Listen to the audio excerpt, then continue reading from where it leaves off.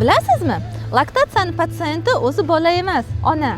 Yema universitetida ginekologiya, reproduktologiya, endokrinologiya bag'ishlangan konferensiyada aynan shu mavzuda chiqish qildim.